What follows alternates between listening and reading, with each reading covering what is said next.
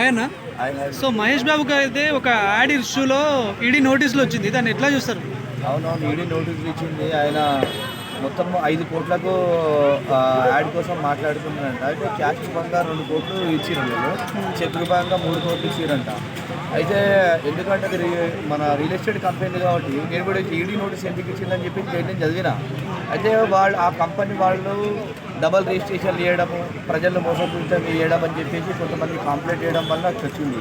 అయినా కూడా ఏంటంటే ఇలాంటి పెద్ద పెద్ద స్టార్స్ మంచి కంపెనీలను, ఇప్పుడు గుర్తింపు పొందిన కంపెనీలు మరి వీళ్ళు కంపెనీ ఉంచుతారా, మరి తీసేస్తారా, మరి ప్రజలు మోసం చేస్తారా అని చెప్పేసి సంకల్పంతో అవన్నీ చూసుకోవాలి వీళ్ళు. ఎందుకంటే పెద్ద పెద్ద సెలబ్రిటీలు ఇప్పుడు మనం అందరం ఏం చేస్తామంటే, అరే మహేష్ బాబు లాంటి వాళ్ళు పెద్దవాళ్ళు వీళ్ళు యాడ్ ఇస్తే మనం కొంటామని చెప్పి అందరూ ఆసక్తి చూపుతారండి చాలా వరకు.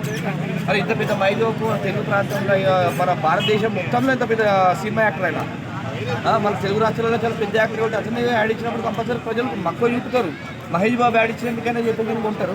కానీ ఇలాంటిది కూడా వాళ్ళు ఇట్లా తప్పుడు సంకేతాలు ఉన్నటువంటి కంపెనీలకు ఇట్లాంటి యాడ్స్ ఇవ్వద్దు. ఎందుకంటే మహేష్ బాబు గారు మీరంటే తెలుగు రాష్ట్రాలలో భారతదేశం మొత్తంలో మీకు చాలా గౌరవం ఉంది. ఎందుకంటే ఇప్పుడు మీరు మీ వ్యక్తిగతంగా మీరు చూసుకొని మీరు మీ డబ్బుల కోసం మీరు చూసుకుంటారు తప్ప ఇక్కడ ప్రజలు అనేది ప్రజలు మోసపోతున్నారు ఇంకా. ఎందుకంటే మీరు ఇట్లా వేయడం వలన కూడా ఇది సరికాదు. అంటే మీరు దీనిలో తప్పు మీరు ఉన్నా లేకపోయినా కూడా మిమ్మల్ని చూసి ఇక్కడ బ్రాండ్ అమ్మదిగా మీరు కాబట్టి మిమ్మల్ని చూసి ఉంటారు. ఇప్పుడు అక్కడ డబుల్ రిజిస్ట్రేషన్ అయింది అంటే ఒకరో ఇద్దరో మోసపోయినట్టే. సో 100 కోట్లు రెమ్యునేషన్ కూడా తీసుకుంటూ ఇలాంటి 1 కోటికి 2 కోట్లకు వచ్చే యాడ్స్ తీసుకొని జనాలను మోసం చేయడం ఎలా అనిపిస్తుంది?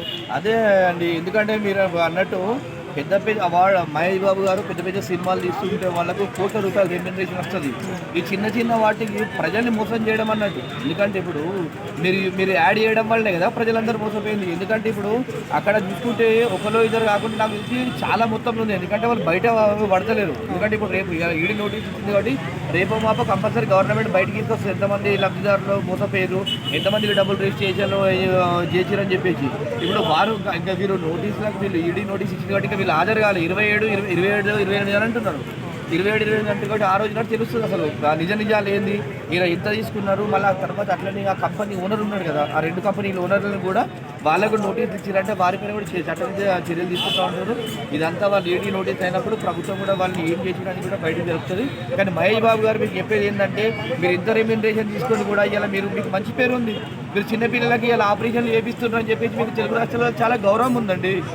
ఇలా అట్లాంటిది మీరు ఇలాంటి మీకు చిన్న చిన్న ఇంత గౌరవం ఉంచుకొని ఇట్లా ప్రజల్ని మోసం చేసే కార్యక్రమాలలో మీరు అడ్వర్టైజ్ చేస్తే సరికాదని చెప్పి చేసిన మహేష్ బాబు గారు ఇలాంటిది కూడా మీరు మళ్ళీ పునరావృతం కూడా కాకుండా చూసుకోవాలి. ఎందుకంటే మీలాంటి వాళ్ళు ఇలా అడ్వర్టైజ్ చేయడం వల్ల సాధారణమైనటువంటి ప్రజలు కూడా బలి అవ్వాల్సి వస్తుంది. ఎందుకంటే మీరు డబ్బులు ఉన్నారు కాబట్టి ఆటోమేటిక్గా మీరు అదవుతుంది. ఇలా పేదవాని పరిస్థితి డబ్బులు రీఛార్జ్ చేసి వాడు ఒక 10-15 లక్షలు 20 లక్షలు పెట్టి కొనుక్కుంటాడు, కష్టపడి జీవితాన్ని కష్టపడి కూడా ఒక ప్లాట్ కొనుక్కోలేకపోతాడు. అట్లాంటి ప్లాట్ కొనుక్కున్న తర్వాత మోసం అయితే గిట్ట ఇలా వాళ్ళ పరిస్థితి ఏంటి, ఇలా వాళ్ళు ఉరేసుకొని వాళ్ళ కుటుంబం వాళ్ళ చనిపోయి తీసుకొస్తుంది.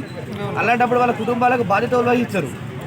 ఇలా మీరు మీకు మీ అవసరాల కోసము మీ అవసరాల కోసం అందరూ కూడా మీరు అన్ని విధాలుగా తీసుకొని మీకు డబ్బులు వచ్చినా లేదని చూసుకుంటారు తప్ప ఇలా పేద ప్రజల జీవితాలను కూడా మీరు చూసుకోవాల్సి ఉంటుంది. కాబట్టి ఖచ్చితంగా ఇలాంటిది మరొకసారి పునరావృతం కాకుండా చూసుకోవాలని చెప్పి నేను తెలియజేస్తున్నాను. ఈ విషయంలో మహేష్ బాబు గారు అరెస్ట్ అయ్యే ఛాన్స్ ఏమైనా ఉంటుందా? దీని వెనకాల ఎవరైనా రాజకీయం కానీ ఎవరైనా పెద్దవాళ్ళైనా ఎవరైనా ఉన్నారనుకుంటున్నారు?